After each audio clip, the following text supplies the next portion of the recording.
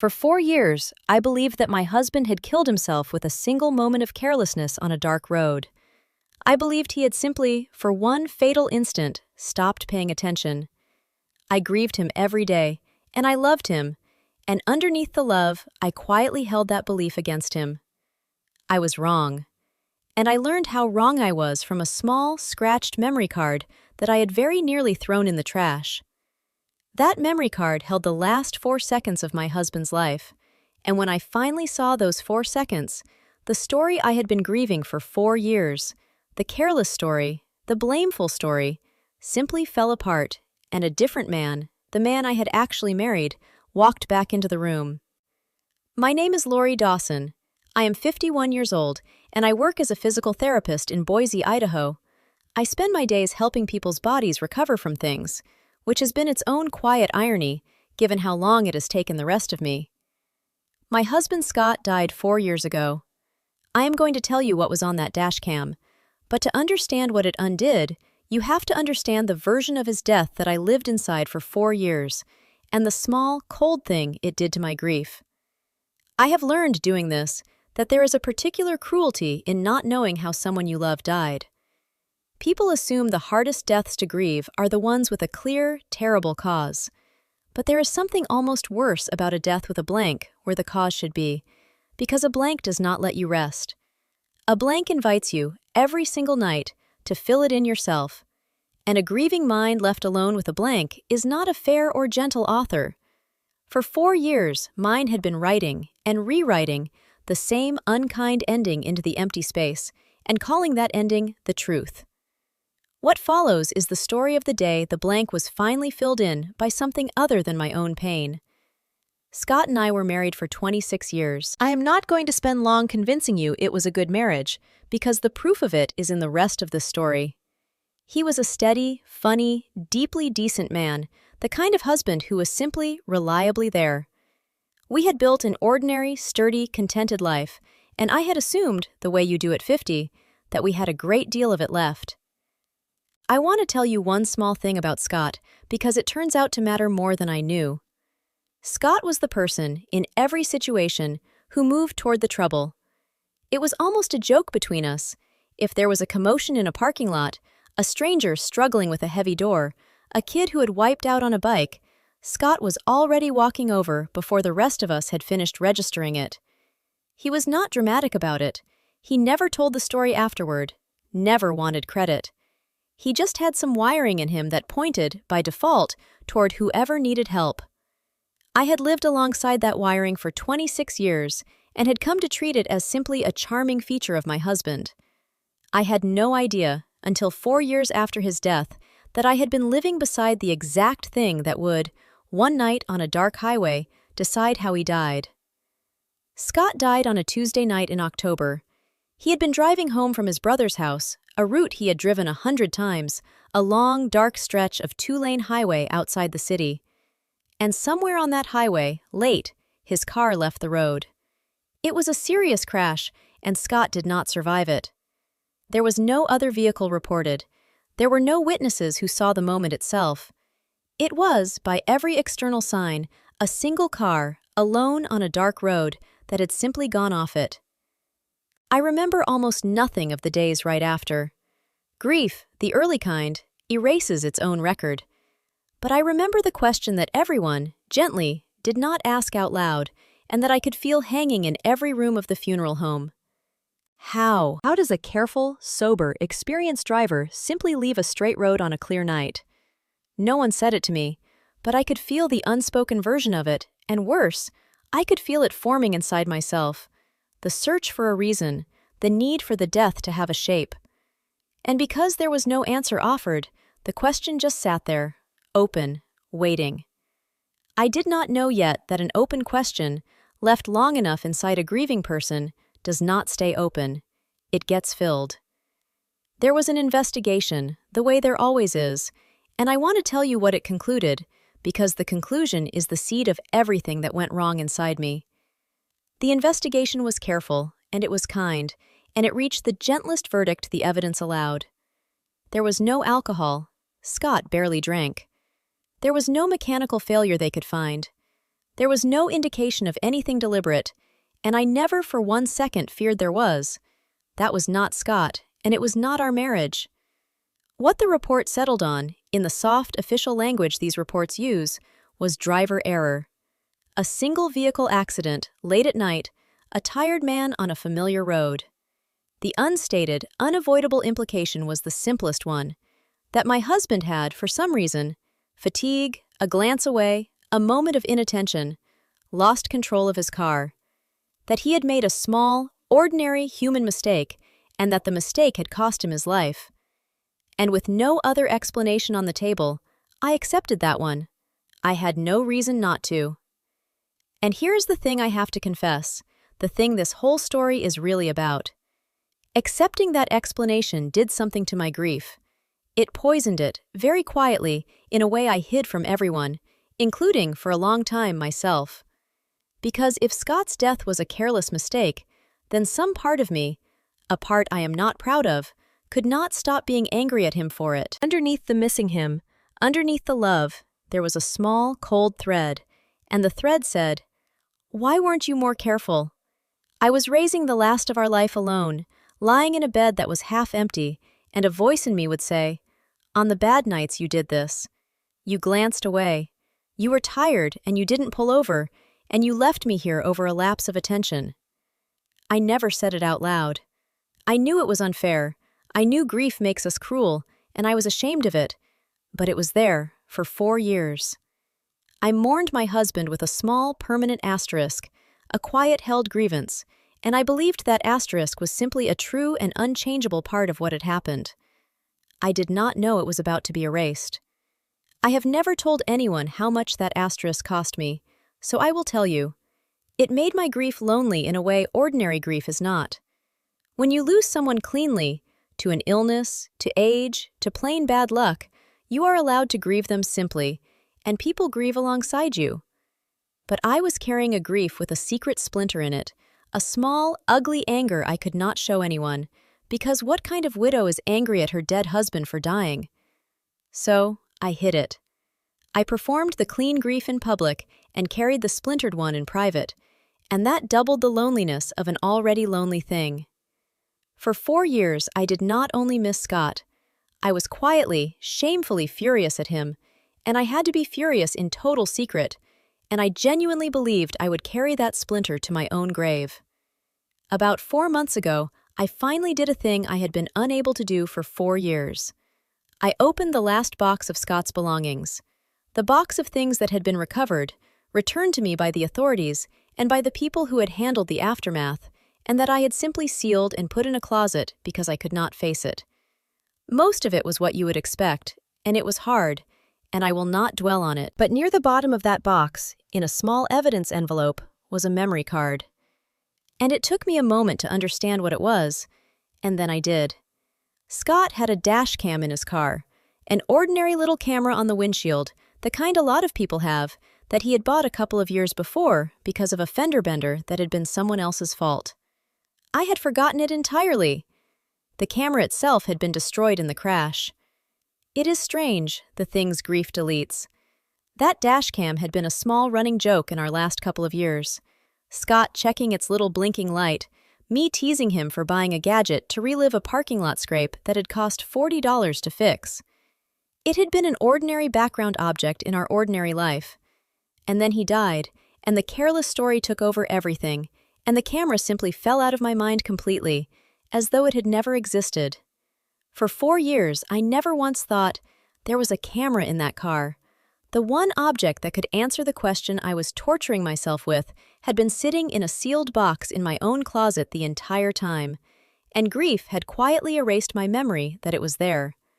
But the memory card had survived, scratched and damaged, and someone, somewhere in the careful machinery of an investigation, had removed it and bagged it, and it had come home to me in a box, and I had sealed it in a closet for 4 years without ever knowing it was there. I have thought a great deal about that sealed box, and what it meant that I could not open it for 4 years. I told myself, the whole time, that I simply was not ready, that grief has its own clock, and mine had not yet struck the hour. And that was partly true. But there was something else underneath, and the footage forced me to see it. As long as that box stayed sealed, the careless story of Scott's death stayed sealed too. Unchallenged, intact, the only version. Some part of me, I think, did not open the box for 4 years because some part of me did not want the question reopened. I had built a hard, settled, blameful answer, and a settled answer, even a painful one, is something the grieving mind clings to. It took me 4 years to be willing to let the box, and the question, be opened again. I came so close to leaving it shut forever. I sat on my closet floor holding that little card, and I felt two things at war. Part of me understood that the card might hold the actual last moments of my husband's life, and that part of me wanted to put it back in the box and never, ever look. But another part of me, the part that had been carrying the asterisk for 4 years, that part needed to know. So I did not throw it away. I found a company that recovers data from damaged cards, and I sent it to them, and I told myself I was not expecting anything, and I waited. The weeks of waiting were their own strange ordeal. I had sent away, in a padded envelope, what might be the last record of my husband's life, and now I simply had to live my ordinary days, see my patients, help a man relearn to climb stairs, drive home past the turnoff to that highway, while a stranger in a lab somewhere tried to lift the dead off a scratched piece of plastic. And I noticed something in myself during those weeks that I am not proud of, but that I think is honest. Part of me was hoping the card would be unrecoverable, because as long as I did not know, the careless story could not be confirmed, and confirmed was the only thing I imagined the footage could do. It did not once occur to me, in all those weeks of dread, that the footage might not confirm the careless story, but destroy it.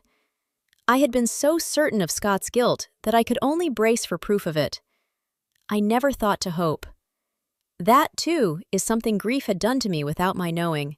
It took them several weeks, and then they wrote to me that they had been able to recover footage from the card, and they sent it to me, and they told me, with real gentleness, that the final file covered the moments of the crash, and that I should consider carefully whether I wanted to watch it. I waited 2 more days. And then, one afternoon, alone, I watched the last recording from my husband's car. I had thought carefully about whether to watch it at all, and whether to watch it alone. Our daughter had offered to be with me. A friend had offered. But I knew, in the end, that whatever was on that card, the first witness to it had to be me, by myself, the way Scott had been by himself on that road. It felt like the only honest way. So I waited until the house was empty and quiet, and I sat down in the same living room where we had spent 26 years of ordinary evenings, and I told myself that whatever I was about to see, it had already happened, that nothing on the card could hurt Scott now, and that the only person left for it to hurt was me, and that I could survive being hurt. And then I pressed play. And I am not going to describe the crash itself to you. That belongs only to me, and it was not graphic in the way you might fear. It was quick, and it was mostly sound and motion. But I am going to tell you what the footage showed in the seconds before it, because those seconds are the entire reason I am telling you this story. The road was dark and empty, my husband's headlights on the center line, an ordinary night. And then, ahead, the headlights found something. There was a car stopped on that dark highway, stopped at an angle, partly in the lane, its hazard lights not on, nearly invisible until you were almost upon it. A broken-down car. And standing in the road beside it, lit up suddenly and terribly in my husband's headlights, was a person. A young woman, out of her car, in the lane, in the dark. And in the footage, I watched my husband's car do something. It did not drift. It did not wander the way a careless, inattentive car wanders. It swerved, hard, deliberate, immediate, away from the young woman in the road. My husband saw a person standing in his path, and in the time it takes to draw a single breath, he made a choice, and he wrenched his car off the road to avoid her. And that choice, that swerve, is what sent his car off that highway. There was no lapse of attention. There was the opposite of a lapse of attention. There were 4 seconds in which my husband was paying total, absolute attention, and used them to make sure that the young woman standing in the dark would live. I have watched those 4 seconds more times than is probably healthy, and there is a detail in them that I have to tell you about, because it is the detail that finishes the story for me. In the instant the headlights found the young woman, before the swerve, there is the smallest fraction of a pause. Not hesitation exactly, but the human flicker of a man registering an impossible thing. And in the audio of the recording, in that flicker, you can hear my husband's voice. Just one word. He says, very quietly, almost to himself, "No." That is all. Not a scream, not panic, just a low, quiet no. The sound a person makes when they see something terrible and refuse it. And then the wheel turns. I have come to understand that single, quiet word as the truest thing I own of my husband. It was not the word of a careless man. It was the word of a man who, in the last clear instant of his life, looked at the death of a stranger and simply, with his whole being, said no, and then spent everything he had left making the no come true. I sat in my living room and I watched those 4 seconds again. And again. And the small, cold thread I had carried for 4 years, the "why weren't you more careful?" I felt it simply burn away, and I started to cry in a way I had not cried since the funeral, because I was not crying for a careless man anymore. I had never had a careless man. I had had a husband who, given 4 seconds and an impossible choice, did not hesitate. And there was a grief inside the relief that I did not expect, and it caught me hard. I grieved, suddenly and freshly, for the young woman in the road, not because anything bad had happened to her, but because she was alive, whole, unharmed, and that meant Scott's choice had been a real trade and not a tragedy with no purpose. For 4 years, I had been able to think of his death as pure loss, a thing subtracted from the world for nothing. The footage took that away. It told me his death had bought something, a specific human life, a young woman who got to keep all her years. And strangely, that made the missing him sharper, not softer, because now I could see exactly what he was worth, and exactly what he chose, and the size of what we traded away. A purposeless death you can be numb about. A death that purchased something forces you to feel the full price of it. I would not trade the truth back, but I want to be honest that the truth did not only comfort me, it also made me feel, for the first time in 4 years, the entire weight of what we lost. I sat with the footage running quiet on the screen, and I did something I had not let myself do in 4 years. I talked to him. Out loud, in the empty living room, I told my husband I was sorry. I told him I was sorry for the asterisk, for the 4 years of the splinter, for the nights I had lain in our half-empty bed and let a voice in me say, "You did this." I told him I had gotten it wrong, completely wrong, that I had taken the bravest thing he ever did and grieved it as the most careless, and that I would give anything to be able to undo the 4 years of quiet blame. The room did not answer, of course, but saying it out loud broke something open in me that needed breaking, and I think it is the closest I have come, since the funeral, to actually setting my husband down gently, instead of carrying him like an unsolved, resented weight. I want to tell you what I learned about the night Scott died, because the footage was not the end of it. I took the recovered footage to the authorities, and I want to be fair. The original investigators had not been lazy, and they had not been unkind. They had simply been working with what they had, which was a single car off a dark road and no witnesses, and driver error was the honest reading of that incomplete evidence. But the footage was not incomplete. The footage was an eyewitness, and the eyewitness was the car itself. The young woman's broken-down vehicle, half in the lane, no hazard lights. The footage showed all of it. The official record of how my husband died was, quietly and properly, corrected. Scott's death was reclassified. I want to tell you what it was like to sit in a quiet office and watch officials, careful, professional, not unkind people, look at the footage and slowly change their faces. They had carried Scott's case as one thing for 4 years, a routine, sad statistic, and I watched them understand in a few minutes that it had always been something else. One of them apologized to me. He did not have to. The original finding had been reasonable given what they had. But he apologized, and I understood that he was not really apologizing for the paperwork. He was apologizing for the 4 years a word had cost a family. I told him it was all right, and I found, saying it, that it actually was, because the same correction that arrived 4 years late was still, even 4 years late, arriving. He had not lost control of his car.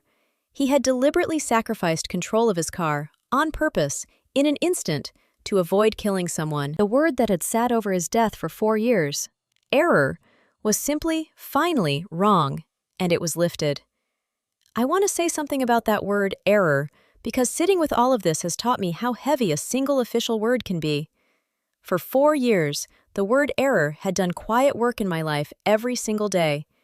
It had shaped how I grieved, how I remembered our marriage, how I spoke, and did not speak, about Scott to our daughter.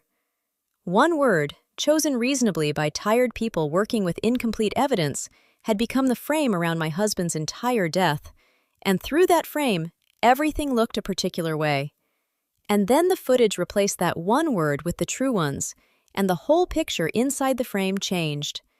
It frightened me a little, honestly. The realization of how much of my reality for 4 years had been resting on a single word that turned out to be wrong. It has made me much more careful since about the words I accept as final, especially the ones I cannot yet check. And there was one more thing I needed to know, and it is the part of this story that I think about most. I needed to know about the young woman. I needed to know whether the choice my husband made in those 4 seconds had actually worked. It had worked. With the footage, and some help from the people who had originally handled the scene, I was able to learn what had happened to her. The young woman whose car had broken down on that dark highway, who had made the frightening, common mistake of standing in the road beside it. She had lived. She had walked away from that night entirely unhurt. She had, in fact, in the chaos and the dark and the trauma of it, never even fully understood how close it had come, never known that the car that went off the road behind her had done so because its driver chose, in a fraction of a second, to leave the road rather than strike her. I met her. I want to be careful telling this part because it is tender, and it is hers as much as mine.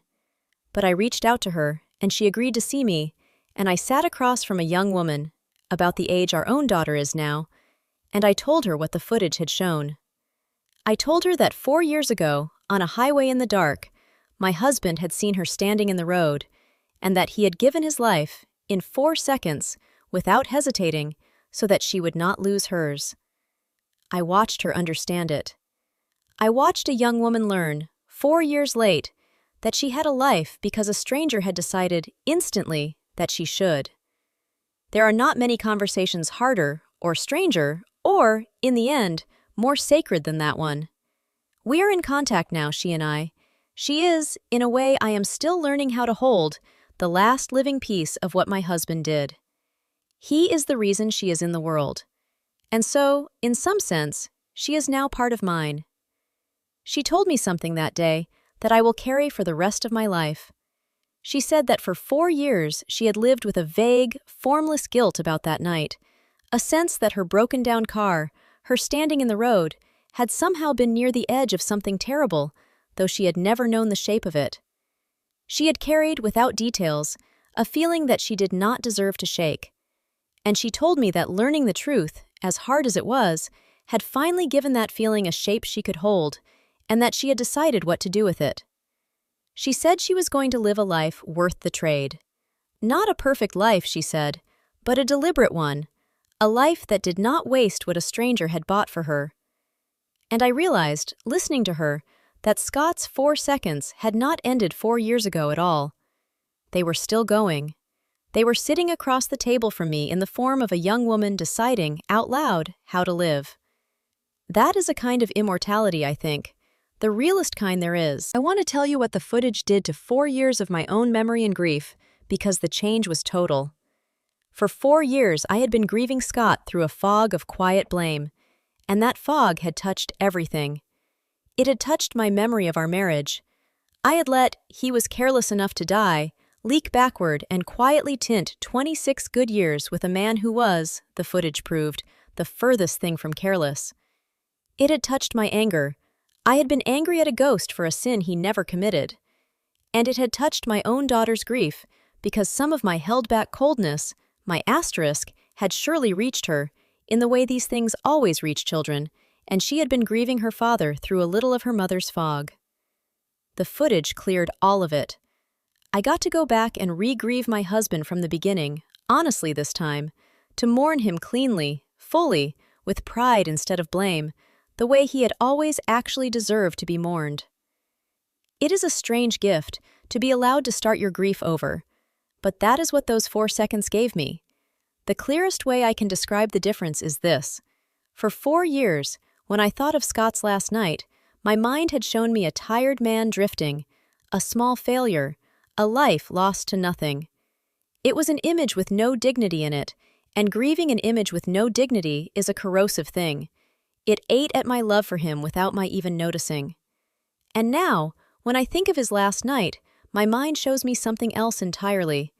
It shows me a man on a dark road who saw a person in danger and became, instantly, the best version of everything he had ever been. The loss is exactly as large as it always was. He is exactly as gone. But the loss has dignity in it now. And I have learned that grief with dignity in it, grief you can be proud of, is a weight a person can actually carry. Grief with shame and blame folded into it is not.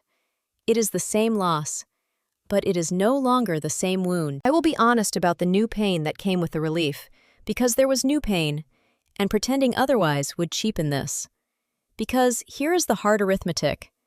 Scott died a hero, and he died never knowing that I would spend the next 4 years quietly believing he had died a careless man.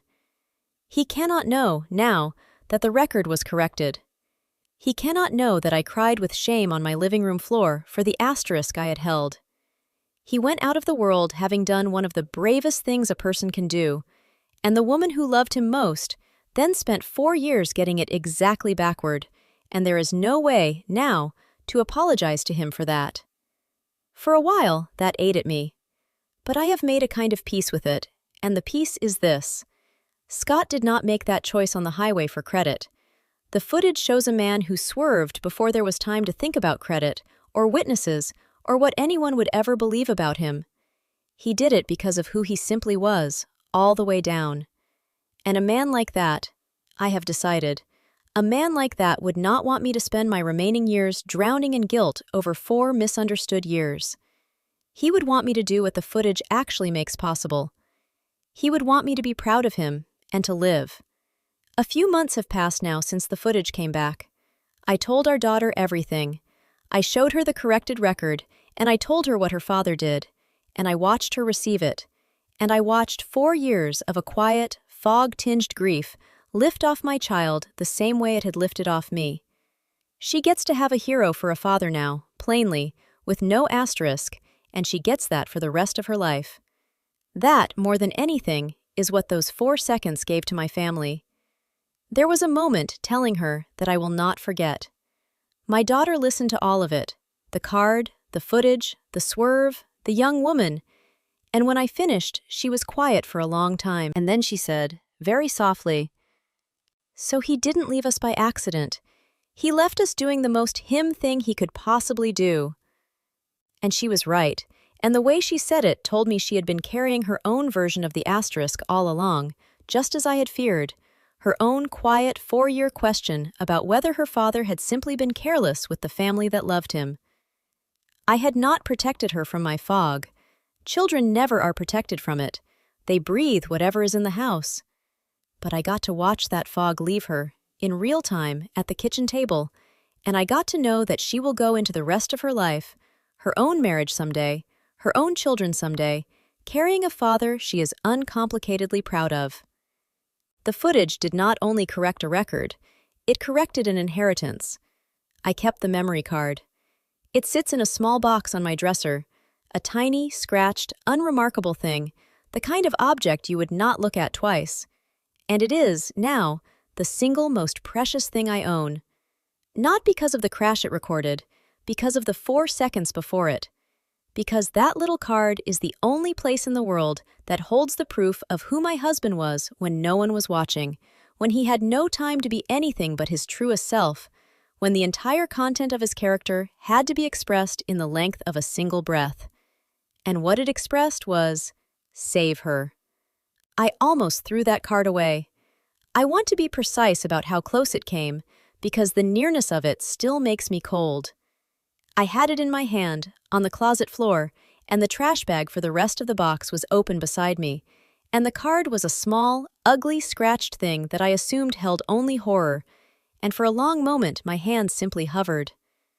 Throwing it out would have been the easy mercy. No footage, no last night, no risk. If I had let it drop, the careless story would have been the only story forever. Scott would have stayed, in my mind and our daughter's, a man who drifted off a road. The young woman would never have known she was alive on purpose. The record would never have been corrected. Everything true about that night was balanced, for one moment, on whether a grieving woman opened her hand or closed it. I think about that often, how close I came to never knowing, how nearly I let the careless story stand forever. The truth about the person you love is worth looking for, even 4 years late, even when you are afraid of what you will see. I want to leave you with the 2 things this taught me. The first is about grief, and the dangerous thing it does with a blank space. When someone we love dies, there are almost always gaps. Things we do not know, moments we did not witness, questions the official accounts cannot fully answer. And grief cannot tolerate a blank. Grief will reach into that empty space and fill it with a story. And here is the cruel part. The story it fills the space with is very often a story of blame. Blame of them for leaving us. Blame of ourselves for not preventing it. I let grief write carelessness into the blank space of my husband's last moments, and then I grieved that invented word for 4 years. So if you are mourning someone and there is a gap in what you know, I am asking you to be very careful what you let your grief write into it. A guess is not a fact. The blank space is not an accusation. Do not spend years grieving a story you assembled out of your own pain when you do not actually know that it is true. The second thing is about who people are in the seconds that are too fast to fake. We spend our lives watching the people we love make considered choices, the planned kindnesses, the things done with time to think. But there is another kind of evidence of a person's character, and it is the most honest kind there is. What they do in the 4 seconds that are too fast for calculation, too fast for an audience, too fast to be anything but the truth of them. My husband had 4 seconds, no time to think, no one watching, no possibility of credit, and what came out of him instantly was save her. That is who he was, with everything else stripped away. If you want to know the real measure of someone, do not only watch their careful choices. Watch, if you ever see it, what they do when there is no time to choose at all. And if someone you have lost was good in those unguarded, instant ways, hold on to that. It is the truest thing you will ever know about them. If this story landed for you, drop the word seconds in the comments below. I read them. It tells me which stories are worth telling next. Subscribe for new stories, real patterns, full narratives, the long game. 2 small pieces of wisdom from this one before I go. First, do not let grief fill the gaps with blame and then call it the truth. When you lose someone, there will be things you never get to know, and grief, which cannot bear an empty space, will rush to fill those gaps with a story. That story is so often one of fault. Their carelessness, your failure, someone's mistake. But a story your grief invented is not evidence, no matter how many years you carry it. Before you let blame become the permanent shape of how you remember someone, ask honestly whether you know it, or whether you only guessed it in your pain. The truth, even found late, can give you back a person you did not know you had lost twice.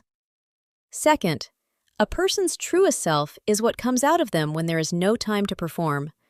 Anyone can be good with an audience and a moment to think, but the deepest measure of a character is what surfaces in the instant that is too fast for calculation. The unguarded second, the reflex, the choice made before the mind can weigh how it will look. Those are the moments that cannot lie. If you have witnessed someone you love be brave or kind or selfless in a flash, with no time to decide to be, believe that. That reflex is not an accident. It is the whole person, distilled, and it is the truest thing they will ever show you. Grieve them by the truth, not the guess. I'll see you next time.